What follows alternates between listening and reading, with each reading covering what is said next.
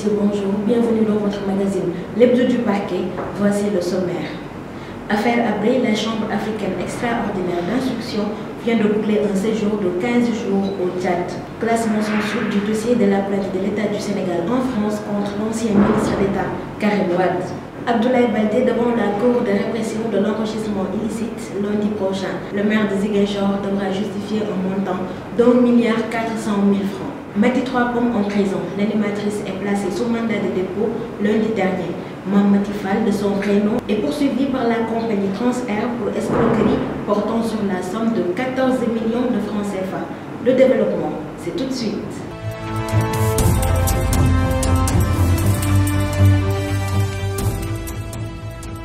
Mesdames et messieurs, bonjour. La Chambre africaine extraordinaire d'instruction vient de boucler un séjour de 15 jours du 25 mai au 8 juin 2014 au Tchad, en exécution de sa 4e commission rogatoire internationale après s'être rendue au nord-est et au sud, aux fins d'identification des sites supposés abriter des charniers et d'exhumation d'ossements. Plus de détails avec une femme Guidja. Mission accomplie avec d'autres membres de la Chambre africaine extraordinaire d'instruction, en compagnie de magistrats du parquet général, des chambres africaines extraordinaires et d'experts en anthropologie médico-légale. Au cours de cette mission, une partie des membres de la CAOI a, au sein des locaux du pôle judiciaire tchadien, assisté à l'audition de 24 parties civiles et 2 témoins d'une partie et d'autre part parachevé l'exploitation des archives de la direction de la documentation et de la sécurité. Le travail des 10 experts se poursuit sur le terrain et va s'achever par le dépôt d'un rapport de mission au plus tard en fin août 2014. Affaire Karim Wade. La justice française a décidé de classer sans suite la plainte déposée par l'État du Sénégal en fin novembre 2012 contre l'ancien ministre d'État pour enrichissement illicite. Marie-Pierre Bebga nous fait le point. Concernant la plainte pour enrichissement illicite de l'État du Sénégal du 30 novembre 2012 auprès de la juridiction française contre l'ancien ministre sous le régime d'Abdoulaye Wade, la justice française déclare l'affaire sans suite.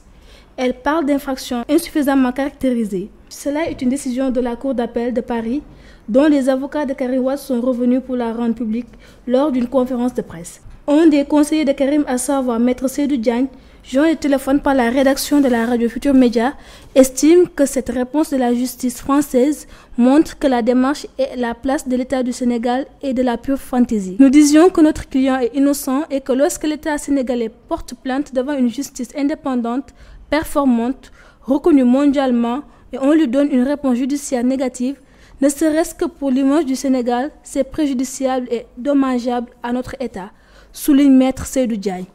Pour rappel, Wade Fils est en détention à la prison de Rebeuss depuis le 13 avril 2012 et son procès est prévu le 31 juillet prochain. Merci Marie-Pierre Bebga. Maître Simon Ndiaye du barreau de Paris et un des avocats de l'État du Sénégal a à ce propos déclaré que la justice sénégalaise va suivre son cours normal dans la recherche de la vérité. Il est joint au téléphone par la rédaction de IGFM. Alors, cette nouvelle n'est pas une surprise pour moi puisque je la connaissais déjà depuis plusieurs semaines. Ce qu'il faut savoir, c'est qu'un classement sans suite d'une plainte simple est quelque chose d'assez fréquent en France. Qu'est-ce que ça veut dire? Ça veut dire que l'État du Sénégal avait demandé à la France d'examiner certains biens qu'il pouvait attribuer à Karim Wade. Aujourd'hui, et à d'autres personnes, ce que l'on sait au terme de cette enquête, c'est que des biens ont été bien identifiés, donc pour des montants qui sont quand même des montants conséquents. En revanche, ce qui n'est pas établi pour l'instant, c'est l'origine illicite de ces biens-là. Donc, il faut bien comprendre où on en est dans le cadre de cette procédure. On en est à une phase où, pour l'instant, la justice française dit l'origine illicite n'est pour l'instant pas établie, donc l'infraction n'est pas suffisamment constituée. Que peut faire l'État du Sénégal? L'État du Sénégal pourrait, après réflexion et après discussion, soit se dire que nous avons déjà trouvé énormément de choses à l'international et au Sénégal, et qu'un procès va avoir lieu au Sénégal, donc on se concentre sur le procès qui va avoir lieu au Sénégal à partir du 31 juillet, ou alors dire que nous souhaitons que l'enquête à Paris soit poursuivie, et dans ce cas-là, l'État du Sénégal se constituerait partie civile. Parce que pour l'instant, il n'y a pas eu de plainte avec constitution de partie civile en France. Et si l'État du Sénégal se constitue partie civile, dans ce cas-là, l'État du Sénégal, ses conseils auraient accès au dossier, pourraient faire ce qu'on appelle des demandes d'actes, donc des demandes de perquisition, de saisie, etc. Et dans ce cas-là, on aurait également un juge d'instruction qui serait désigné et qui aurait des pouvoirs d'enquête qui sont supérieurs à ceux de la police judiciaire ou à ceux du parquet qui ont mené l'enquête dont nous parlons aujourd'hui. Mais en tout cas, ce que je considère moi comme étant la situation actuelle, c'est une situation dans laquelle l'État du Sénégal n'a pas du tout à se poser de questions, à s'inquiéter. L'enquête peut continuer en France et en tout cas de cause au Sénégal, l'enquête qui a été menée par la CREI a apporté des éléments très clairs qui seront débattus de manière contradictoire lors du procès que tous les Sénégalais attendent. Cette décision, comme je vous l'ai dit, n'a pas de conséquences particulières. Il appartient maintenant à l'État du Sénégal d'analyser les éléments qui sont dans le procès verbal d'enquête au niveau de la France pour dire à la justice française que soit l'enquête n'a pas été approfondie, donc elle a été insuffisante, et dans ce cas-là, on pourrait demander à la justice française, en se constituant partie civile, de poursuivre l'enquête et de mener des investigations dans un sens que nous donnerons, donc avec des éléments de preuve. Mais ça ne bloque pas du tout la justice sénégalaise. La justice sénégalaise va poursuivre son cours dans la recherche de la vérité, en toute indépendance et dans le respect des droits de la défense. Les conseils de Karim Wade, contrairement à ce qu'ils indiquent à la presse aujourd'hui, auront bien évidemment accès au dossier.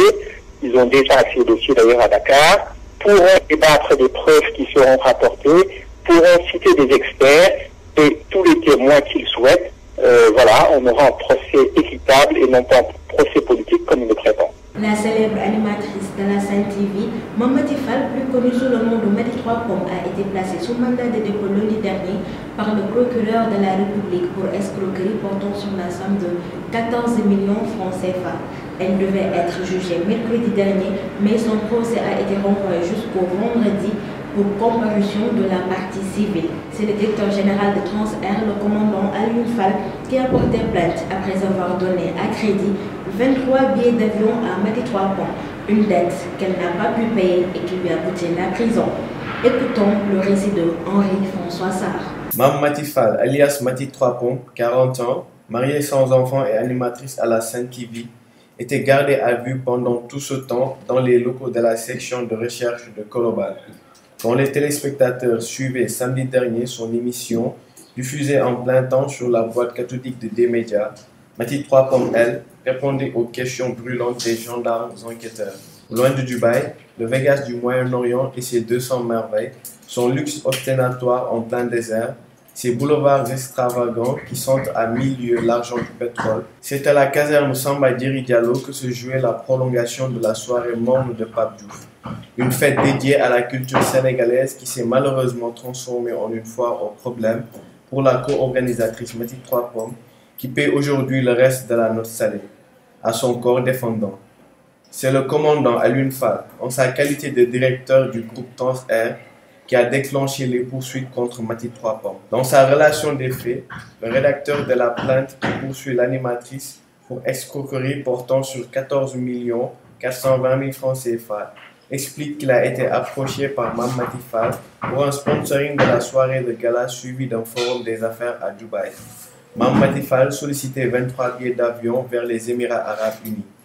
Elle est alors mise en relation avec Abibatou Koulibaly, responsable de voyage du groupe Transair. Sa demande est acceptée et un crédit de 23 billets d'avion à 15 400 000 francs CFA qu'elle devait payer une semaine après la soirée qui devait se tenir le 22 mars dernier lui est accordée. Comme le directeur général de Transair faisait partie des parrains, il a été décidé que Maty Trois Pommes défalque la somme d'1 million de francs CFA du montant à payer. Et pour manifester sa bonne foi, l'animatrice de 100% People a remis aux autorités de Transair un bon de commande de la société Ajar appartenant à Adama Soumaré comme garantie. Mais l'animatrice de la Sen TV n'honorera jamais ses engagements. Pire encore, elle coupe selon Transair tout contact avec la compagnie. Elle ne prenait même plus le soin de décrocher les appels venant de la direction de Transair. L'enquête ouverte après le dépôt de la plainte du groupe Transair conduit à la convocation de Adama Soumaré, qui a été entendu à titre de témoin sur procès-verbal. Le directeur de la société Ajar, qui aurait fourni à Mati Trois Pommes un bon de commande, a démenti avoir remis le document en question à l'animatrice. Adama Soumaré a circonscrit sa participation dans cette affaire à l'aide qu'il a apportée à la co-organisatrice de la soirée, Dey Awa Diop, dans la rédaction des spécimens de correspondance. Il a juré que ce bon de commande était un faux. Poussant l'accusation plus loin, il affirme que Mame Maty Fall a même imité sa signature, ce qui a justifié que le bon de commande ne comporte pas le cachet de son entreprise. Adama Soumaré finira même par balancer aux gendarmes que Maty lui avait annoncé que c'est Tamsir Ousmane Traoré du groupe Transfret qui prenait en charge les billets d'avion. Une lourde déposition contre l'animatrice de Sen TV qui recevra dans la même affaire un autre coup dur venu de Dubaï. Merci Henri-François Sarr, mais rappelons que lors du procès de ce mercredi dernier, l'avocat de Mame Maty Fall a versé à la partie civile une somme de 10 millions de francs CFA. Le tribunal a cependant rejeté la demande de mise en liberté provisoire introduite par les avocats. Cet élément met fin à ce présent magazine. Merci de nous avoir suivis. Rendez-vous la semaine prochaine pour un autre numéro. D'ici là, l'info continue sur www.gfm.sn.